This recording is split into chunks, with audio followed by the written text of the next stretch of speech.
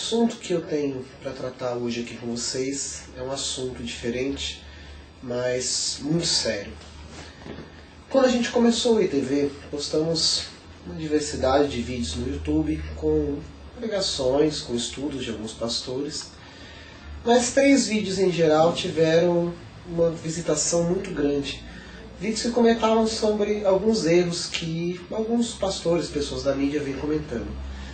Em momento nenhum desses vídeos foi afirmado que essas pessoas viriam para o inferno, não eram servos de Deus, eram apenas alertas relacionados a alguns erros. Tenho relacionado a Silas Malafaia, Marcos Feliciano, R.R. Soares, mas os nomes aqui nem importam tanto. Só que na verdade, postar esses vídeos e responder a todos os comentários que foram feitos me fez ver que existe um problema que é muito, mas muito mais grave do que qualquer pequeno erro que tenha sido cometido por esses pastores. Pequeno ou grande erro, mas não cabe aqui entrar na questão.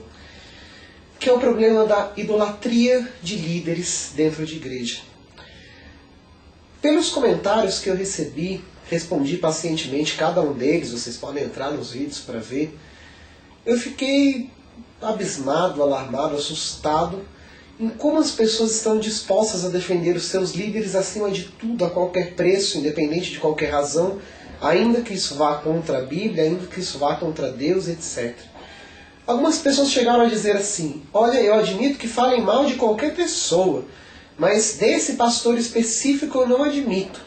Eu admito tudo nesse mundo, menos que fale mal de algum pastor específico, citando o nome dele. No caso, eu não estava falando mal de ninguém, eu estava alertando sobre isso, mas a questão não é nem essa. Como assim você admite tudo nesse mundo, menos que fale mal de um fulano específico? Até entenderia você dizer: admito que se faça de tudo nesse mundo, menos que fale mal de Cristo. Eu admito de tudo nesse mundo, menos que você vá contra os ensinamentos de Cristo, ou você não aceitar Cristo, faria bastante sentido. Mas na verdade admitir tudo e não o mal a um pastor me parece estranho. Na verdade, no YouTube, basta você escrever lá ateísmo, ou mesmo satanismo, você vai ver uma quantidade de vídeos que estão querendo pregar para as crianças, para as pessoas, que Deus não existe. Existe um vídeo lá que chama A Fábula de Cristo, existe um que chama Ateísmo para Crianças. O estranho é que na maior parte desses vídeos, todas as pessoas que entraram e que falaram: admito que se fale qualquer coisa de quem quer que seja, menos do pastor fulano de tal, essas pessoas não entraram em nenhum desses vídeos para defender o nome de Cristo, para defender o nome de Deus. Vídeos que falam absurdos de Deus, que dizem que a Bíblia é uma pura mentira, que Jesus era uma fábula.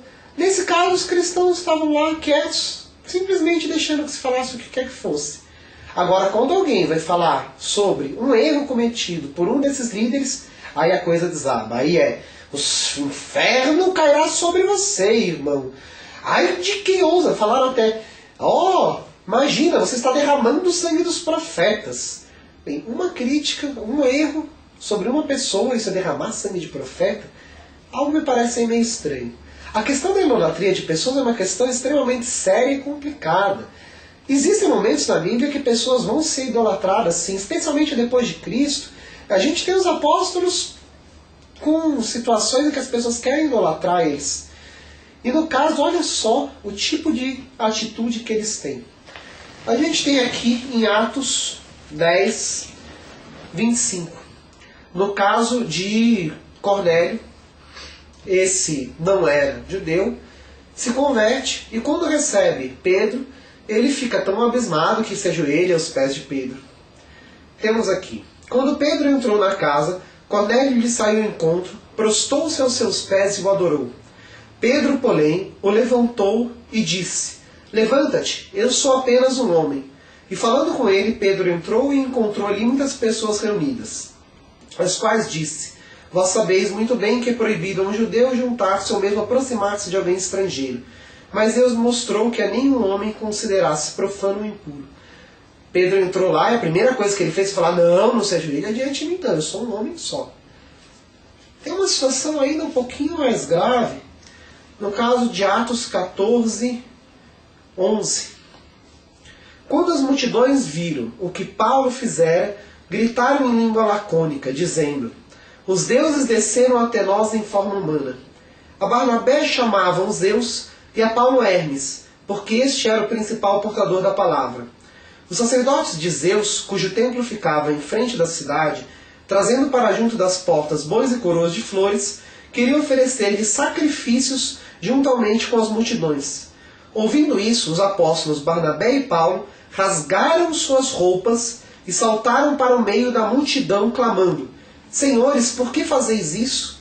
Também nós somos humanos, sujeitos aos mesmos sentimentos que vós, mas vos anunciamos o Evangelho, para que desta coisa vã vos convertais ao Deus vivo, que fez o céu, a terra, o mar e tudo que há neles. Eles rasgaram suas roupas, eles pularam no meio da multidão, eles não podiam aceitar de forma nenhuma aquela adoração. Adorar uma pessoa é idolatria. Você achar que passar atributos de Deus para uma pessoa, como se uma pessoa salvasse, como se uma pessoa tivesse toda a verdade, como se uma pessoa fosse incapaz de erros, isso é idolatria. É você retirar atributos que são só de Deus e colocar em uma pessoa. E há problemas gravíssimos nisso. Primeiro, porque se uma dessas pessoas cai, erra, muitas vezes a fé acaba desabando de vez, inclusive desabando a fé em Deus. Porque a fé, na verdade, não estava em Deus, estava naquela pessoa. Não estou dizendo que é errado a gente admirar líderes.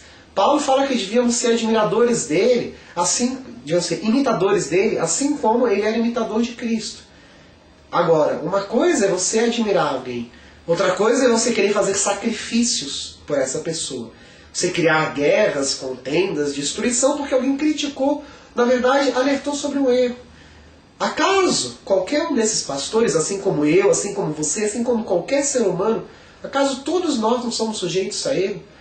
Acaso todos nós não temos coisas que podemos melhorar, que precisamos melhorar? Só Deus é perfeito. Então, assim como eles erram, eu erro também, você erra também. Agora a gente deve tomar muito cuidado para isso.